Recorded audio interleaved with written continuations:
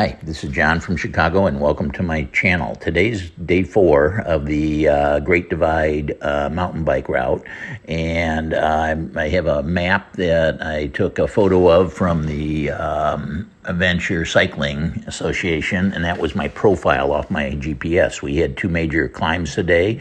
The first was Mulberry on the way to Lincoln, and then we had the climb going over the Continental Divide, going to the Llama Farm.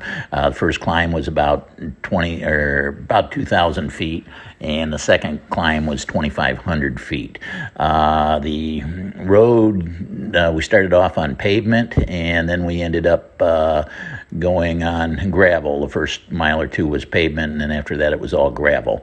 The flat part of the gravel was fairly good and well maintained, but once we got to the climb on the mountain, it was a lot rougher, and we had grades up to 8%. I did meet a couple going the other way. That was my first people that I saw going in the northerly direction, and they said coming up to Lava, which is after Helena, between Helena and Butte, they said, I don't know how you're going to do that. They went downhill on it, and they said it was rough. They said going uphill, that would really be difficult. So that was giving me second thoughts on my last day, going from Helena to Butte on Sunday. But anyways, I came across a stream, and that stream at the base of the climb, I filled up with water, so I would be topped off on water. There was not much water once you got going on the climb, so at the bottom of each major climb, I definitely recommend getting water. On the first climb, I could not keep up with Ethan. He was just too fast. Although when I met this other couple, they said there was only a couple blocks ahead of me, basically. But I just couldn't catch him. I was a little bit ahead of Dick till I got to the top. Then I made a phone call. There was cell service on top of some of the mountains, so I was able to call home and let my wife know I was okay. Then I was trying to catch him. I got up to about 200 feet. Then we hit the downhill, and on the downhill, Dick just took off. He a lot faster than me, or a lot more daring. I would probably go anywhere from 10 to 18 miles an hour, where I think he was up over 20. So I did catch him before Lincoln. Here's some lookouts. This first lookout here, you can see where we came in on the gravel flat road. And yes, they're on huckleberry. There are huckleberries. I did eat a bunch, and they did taste quite good. The bears love them. So I had some huckleberries to eat along the route.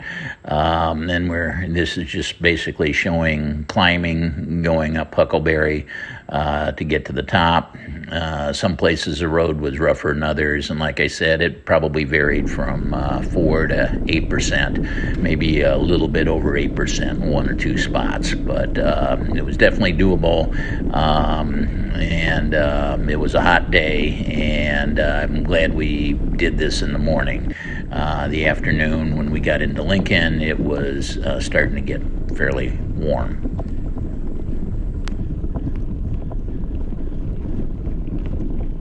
Coming into Lincoln, I did see a black bear. It was running along the road, and he ducked into off the road into some trees. I wasn't able to turn my GoPro camera on quick enough to get him, but it was fun to see the bear. I didn't stick around or look for him very much. I just kept on riding by him. Like I said, coming into Lincoln, I did catch up to Dick, and we rode in together.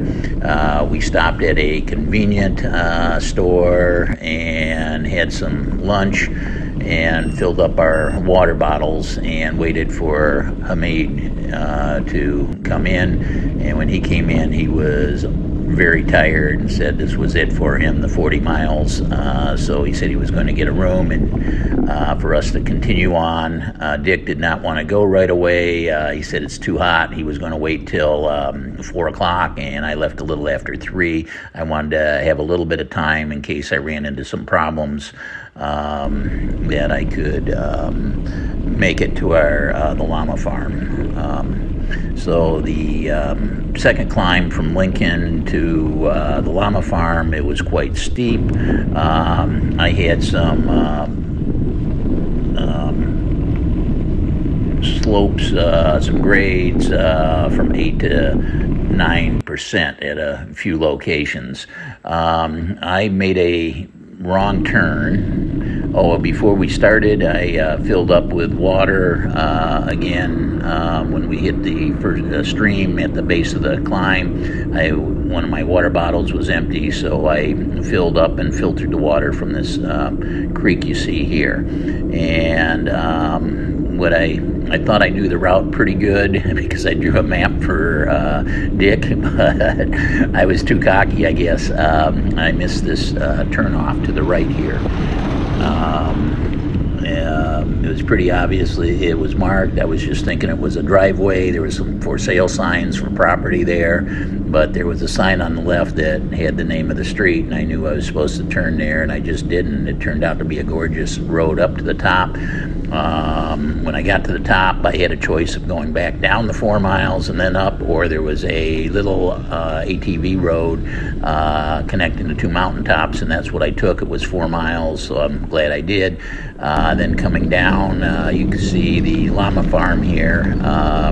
They have, I think, 4 cabins and a teepee there that you could stay in. We were, three of us were the only ones that were staying there. This is what my cabin looked like inside. They had a bottle of wine. They had a skillet or a grill, propane grill that you could cook waffles or pancakes in the morning, and they had 4 bunk beds. I just put my sleeping bag down and slept in the red cabin. So there's a sun shower there. You could take a shower. I probably should have taken a shower, but it was getting late. I wish I would have got in a little earlier, but I made that 4-mile air, and anyways, we made it in. One thing, Dick broke his chain when he made the top of the climb, or just before he made the top of the climb, so he had to push his bike and then ride the downhill, Flintstone style, with pushing a little bit, but for the most part, he coasted to the Llama Farm. Barbara and I was really a great person, got to talk to her for a little bit. She's the owner of the Llama Farm. John was away, but it was fun talking with her, and she gives a lot to the biking community. She saw a need, and she's fulfilling that need. She doesn't want any financial help. She just wants you to pay it forward to the community. So I was really happy to meet her, and I think that was one of the highlights of my trip. We'll see what day 5 has to bring.